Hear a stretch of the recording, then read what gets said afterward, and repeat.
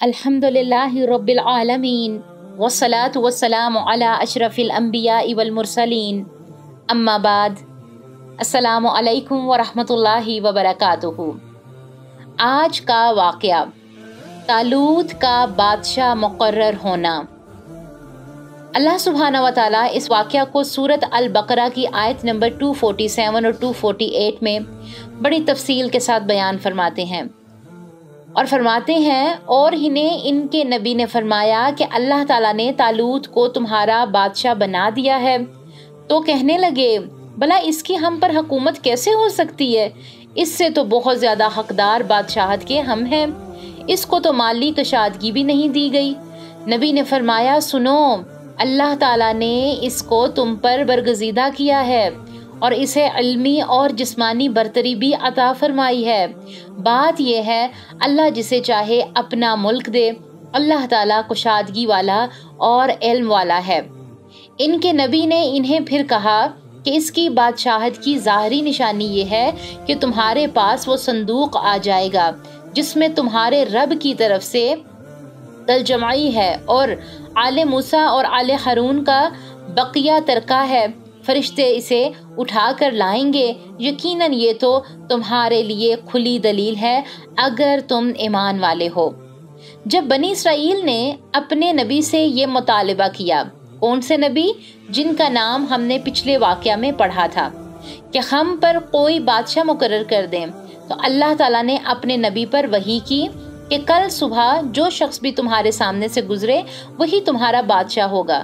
چنانچہ دوسرے دن ایک شخص صبح کے وقت آپ کے سامنے سے گزرا تو اللہ تعالیٰ نے وحی کی کہ یہی شخص بنی اسرائیل کا بادشاہ ہے جس کا نام طالوت تھا۔ نبی نے اپنی قوم سے فرمایا کہ اللہ تعالیٰ نے بنی اسرائیل پر طالوت کو بادشاہ مقرر کر دیا ہے، مگر قوم نے انکار کر دیا کہ یہ شخص کیسے بادشاہ ہو سکتا ہے، یہ تو نہایت غریب آدمی ہے، آپ کو تو چاہیے کہ ہم سرداروں میں سے کسی کو بادشاہ مقرر کرتے۔ طالوت ایک نہایت غریب قمہار کے بیٹے تھے، اپنے باپ کا گمشدہ گدھا تلاش کرتے کرتے ادھر آ نکلے۔ اللہ تعالیٰ نے طالوت کو بنی اسرائیل کا بادشاہ مقرر کر دیا۔ بنی اسرائیل نے بھی وہی الزامات لگائے تھے جو مکہ کے کافر مشرکین لوگوں نے رسول اللہ صلی اللہ علیہ وآلہ وسلم پر لگائے کہ اللہ تعالیٰ نے ان کو کیسے نبی بنا دیا، آپ نہایت غریب اور یتیم ہیں، دولت ان کے پاس نہیں ہے۔ اللہ تعالیٰ نے اگر نبی بنانا ہوتا تو ہم مکہ اور طائف کے سرداروں میں سے کسی کو نبی بناتے اور لوگ اس سردار کو کہنے پر تمام لوگ مسلمان ہو جاتے۔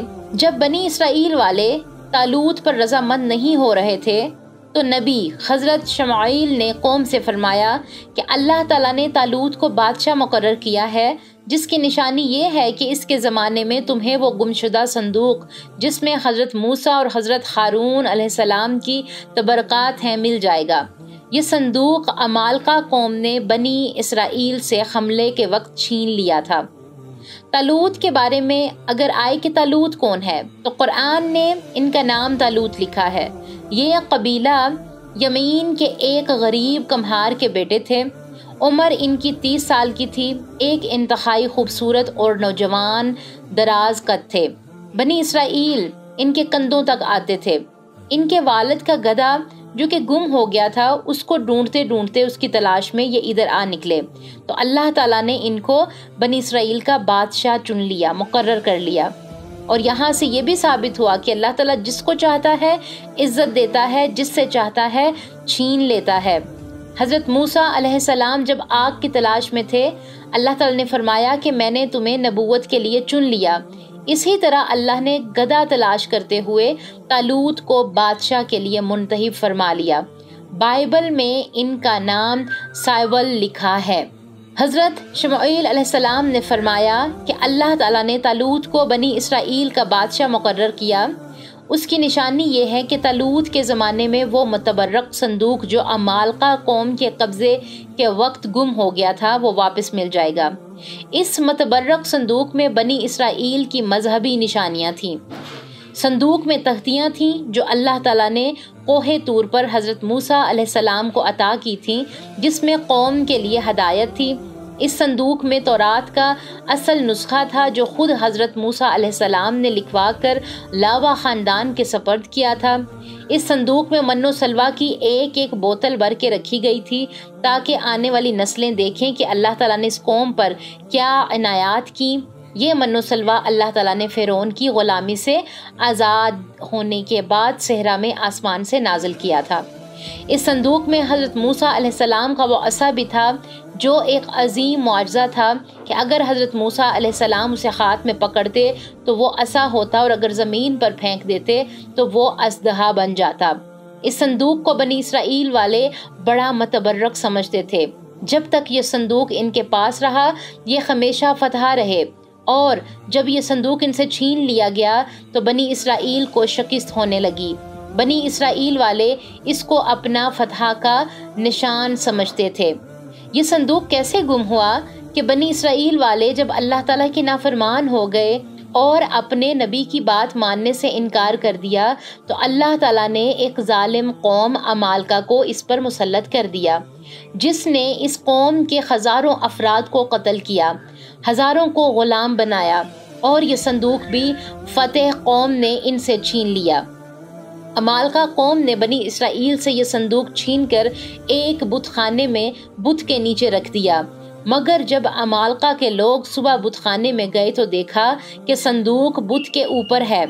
اسی طرح بت خانے کے پجاری ہر روز اس صندوق کو بت کے نیچے رکھتے، مگر جب جاتے تو وہ صندوق بت کے سر کے اوپر ہوتا۔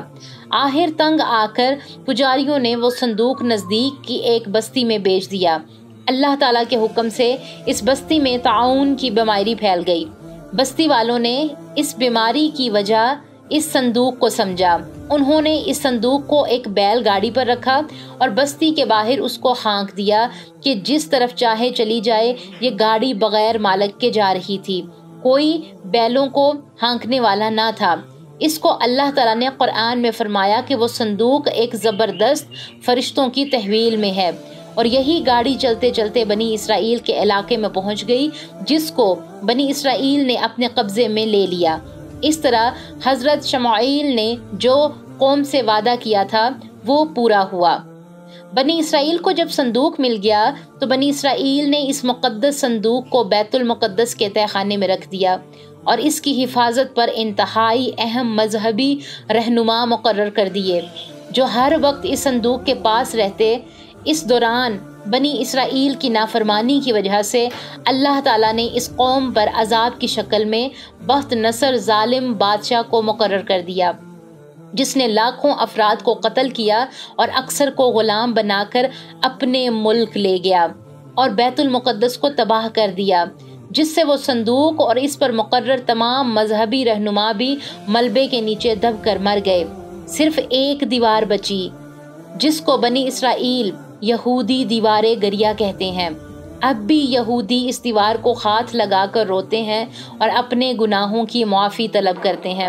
ان کا پختہ ارادہ ہے کہ عیسائیوں اور غیر مسلموں کی مدد حاصل کر کے بیت المقدس کو دوبارہ شہید کر دیا جائے اور نیچے سے وہی صندوق نکال لیا جائے۔ یہ تھی آج کی سچی کہانی اور واقعہ۔ اللہ سبحانہ و تعالیٰ سے دعا ہے کہ ہمیں اس پر غور و فکر کی توفیق عطا فرمائے۔ سبحان ربک رب العزت عما یصفون وسلام علی المرسلین والحمد للہ رب العالمین۔ ربنا تقبل منا انک انت السمیع العلیم۔